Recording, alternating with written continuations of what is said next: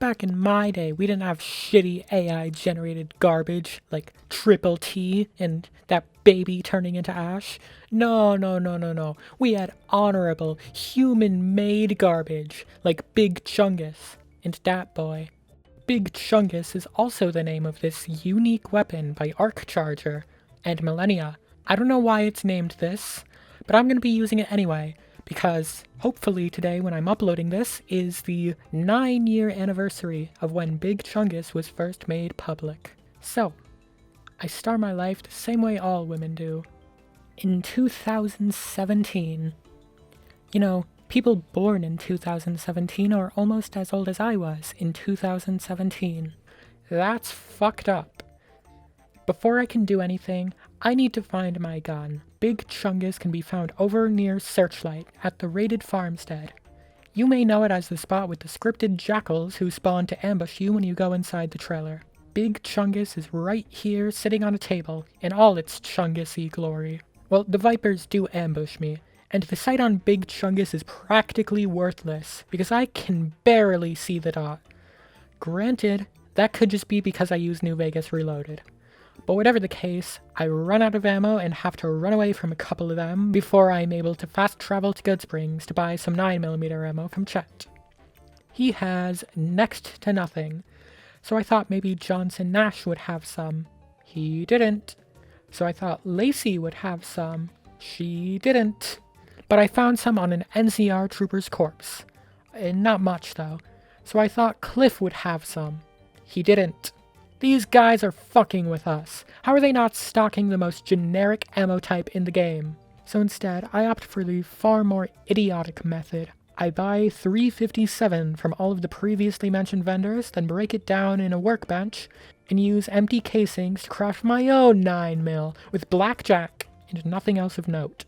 With now about 100 rounds, I go down to Nelson, not to wipe them out, but to agree to wipe out Forlorn Hope. But not before quickly solving a medical mystery. Several times I've wiped out the fort with the hopes of Papa Khan naming me his successor, and in all of those times it has not worked. I wanted to try it again. Not for any practical reason this time, but just because I want to know that I'm not crazy, this is a feature of the game, and I have done it before.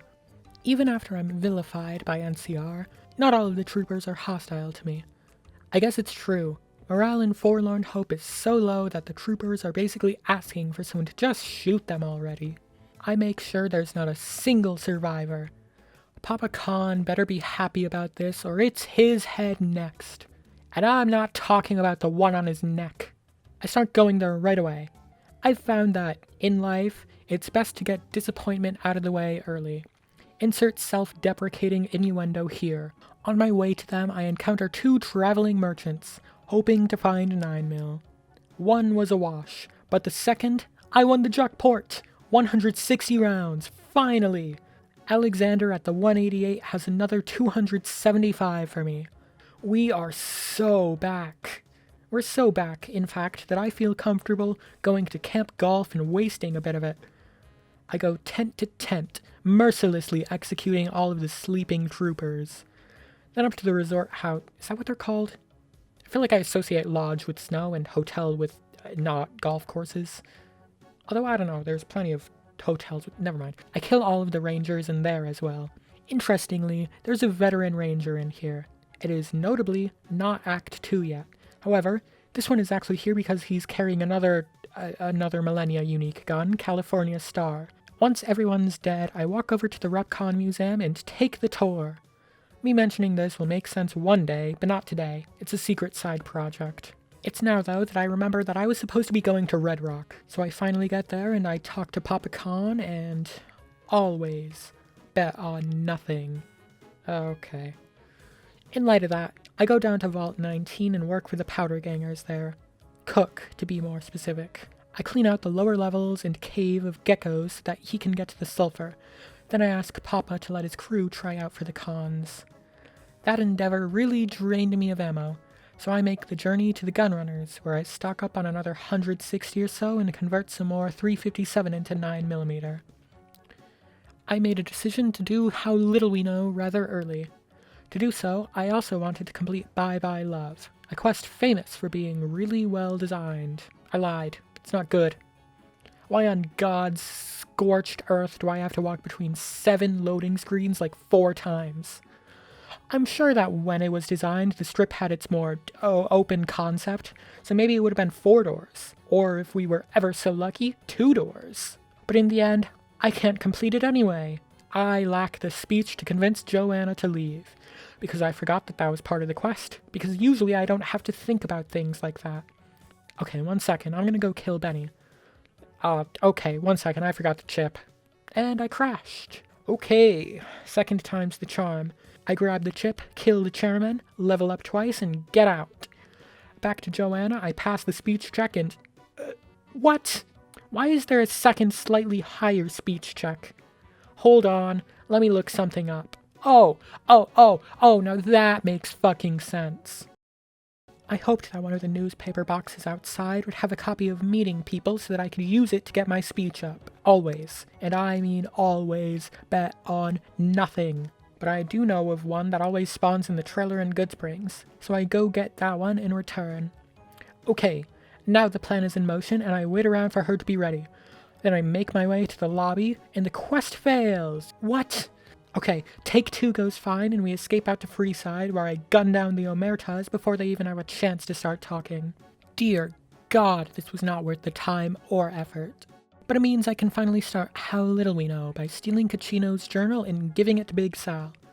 I summarily execute Caccino while he's sitting down, then acquire a few bits of chemicals, that's all, from Ralph.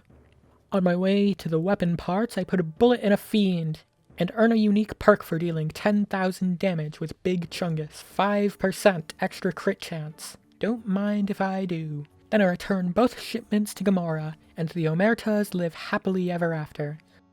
To make up for the fact that I won't be killing them this time, I put an end to the White Glove Society. First Morty and Margie, then whoever else I don't like on my way out the door. Then I make a weird detour to Novak, where I play in sludge, drink a ridiculous amount of whiskey, and rage bait some merchants into shooting at me. I have Ada Strauss resolve all of these problems. If you know why I did this, you may also know that this was actually pointless. If you don't, side goal, side job, side project. You'll get it when we're both older. But after that, I shoot George and cross into Boomer's territory.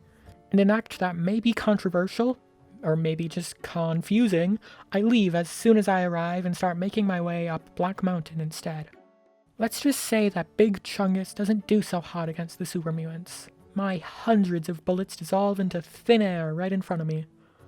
But I hold out until I reach the top, where the 2 invisible Nightkin use my last shots. So before dueling Annabelle, I go to the gunrunners to buy or steal or make more for me to work with, and win without getting exploded. Like I always say, I can't see me, you can't see me. I can't see the explosion can't see me. I go into the broadcasting room and make sure I won't be seeing Tabitha anytime again. Then I release Raoul from the prison of his own making, but make sure he doesn't get any shots off toward the 2 Nightkin ambushers. I return to Nellis with Raoul to talk to Loyal, then leave again to talk to Andy, then Sterling, completing Old School Ghoul. This benefits me in absolutely no way, because I release him from my company, then go back to Nellis for real this time to kick some thorax. I learn right quick that Big Chungus, despite being a 9mm, causes ants to blow up as if it were an energy gun. I did not check X-Edit, but I have to imagine that this is because it's based on the 45 pistol. The 45 pistol, derivatives, and probably the submachine gun have a bug where they do this. The mod creator just probably didn't know about this or didn't think it mattered enough to fix. Which is fair enough. It was a problem only once, when the very last ant decided to get the mutually assured destruction achievement by tricking me into killing it next to a bunch of mortars. But I win in the end, and go to Lake Mead to shoot at the plane a few times. It's not alive, so me using that gun to do it doesn't count, okay? I go to Boulder City now, because I don't think I've ever talked to the cons after killing Benny, so I wanted to know if there was any unique dialogue that I didn't know about. There's not. There's no mention of the chip, but other than that, nothing special. Still, I bribe the NCR for their release, so that I can buy ammo from the con armory. About 1,300 rounds of ammo, that is. Now that is crazy. I use it in Hidden Valley against the Brotherhood at the door. It doesn't go very well. Doesn't go well at all, in fact. So I had a better idea. I infiltrated the bunker by stealing a key. I couldn't open the door without talking to Ramos, so this was pointless. But once I killed Dobson, I started sticking my hands into the pockets of some important people for their keycards. I activate the self-destruction sequence, shooting a few scribes and knights on my way out, but avoiding anyone in power armor, or anyone who can be referred to using the term sentry gun. Don't worry about Knight Torres, though. She actually survived the destruction of the Brotherhood of Steel by being in Goodsprings at the time. I also go to the 188 and tell Veronica that I destroyed the Brotherhood, because I've never heard this dialogue before, because why would I have? I tried just running from her to let her live, but she pulled a gun on me and started shooting, so... I mean, it's not like I'm happy about this one, but I had to shoot back. In a move I'm sure you did not expect, I go to the Northern Passage and head to Zion. We're not going to be staying very long. There's just something that I felt I had to do real quick. I survived the ambush by allowing my so-called friends to be killed, then cross the bridge and try to shoot Chalk to death. How do people accidentally do this all the time? I couldn't even do it on purpose. So I recruited him, briefly changed the game to hardcore, and executed him. Yeah, as you can now guess, my intentions here are not peaceful. I arrive at Eastern Virgin on my own and meet Joshua. He was not bothered by Chalk not being with me, so I had him fix my armor, then opened fire.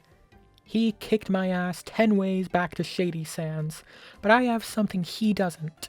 Infinite lives. With him dead, I sneak out of Eastern Virgin from the upper cliffs, then start making my way to Daniel. Not only do I want that man's hat, I also want his map. But everybody in Zion wants me dead now. White legs, sorrows, dead horses, everyone. This is just like in real life, where I'm wanted dead in the state of California. It doesn't really make killing Daniel that much more difficult. The Sorrows pretty much only use melee weapons, so I can just shoot them before they get close. Daniel is the only one with a gun, and we stand on either side of the waterfall for a duel between rivals. I take his hat, steal his map, exit the Southern Passage, and I guess be honest hearts with Big Chungus for whatever that's worth. With that out of the way, I go down to Cottonwood Cove and then up to the fort to meet Kaisar. In House's bunker, I tell him flat out that I'm gonna blow it up, and then I do. Sucks to suck, House, and you, my friend, most definitely suck. Which is why I also then go to his big dumb tower, unseal his tube, and Chungus him to death. Little man with a big tower, little man with a big tower. I report the successful assassination to Kaisar, then my preemptive alliance with the Boomers and Omertas, and the destruction of the White Gloves and Brotherhood minus Torres. When his tumor puts him to sleep, I make sure he stays that way forever. I'm not loyal to him in the slightest. We still have one more science experiment to do after all. Before then, I meet Kato by the dam, slip on the armor of that veteran ranger I killed 8 hours ago, and infiltrate the president's meeting. I take the place of the Legion sniper that would exist if I didn't, sneak killing the ranger up here and taking aim at Kimball. Even being so far away, with a sight dot that's barely visible, I snipe Kimball with ease. Then I wipe out the entire crowd. I also go inside the dam, because I figure while I'm here, I may as well start the slaughter early by killing everyone I can find in the visitor center in the first area of the power plant. Just to give them a taste of what's to come. Speaking of, I meet the legate and begin the true second battle of Hoover Dam. While, naturally, I defeat the NCR on the western side of the dam, they're not the only people in my sights. As soon as the NCR bodies hit the ground, I gun down my Legion companions as well. I'm not really on their side at all. I jump off the dam, quick save phase through the fence, and walk all the way back to the strip. This is almost certainly the last time I'll ever do this, because this is the last faction for me to test it with. But I once again wanted to know what would happen if I talked to Yes Man and started siding with him after already siding with the Legion. I made an enemy of the Legion after plugging a Yes Man into House's network, into talking about all the tribes I've dealt with. Then I attack El Dorado, plug in the override chip, and return. So now I start the third battle of Hoover Dam. Almost immediately, something felt wrong, and I realized very quickly that the sandbags the Rangers hide behind, the big monument thing, the anti-air gun, and the stage are all missing in action. I'm assuming that the other side of the dam is the one that's technically loaded in right now, but I'm not sure. It makes clearing out this side of the dam slightly harder, but not much. I still have to clear out both factions, though. Then I learned that, like with the NCR, the elevator to the control room is unusable, and the door to the shack is locked. However, I jumped off the dam once again and swam around it, climbing up the rocks and entering the Legate's camp that way. As if I had done it normally, the Legate spawns up on the hill and acts entirely normal and initiates combat. I gun down him and his friends, then meet Oliver at the door, triggering combat with him too.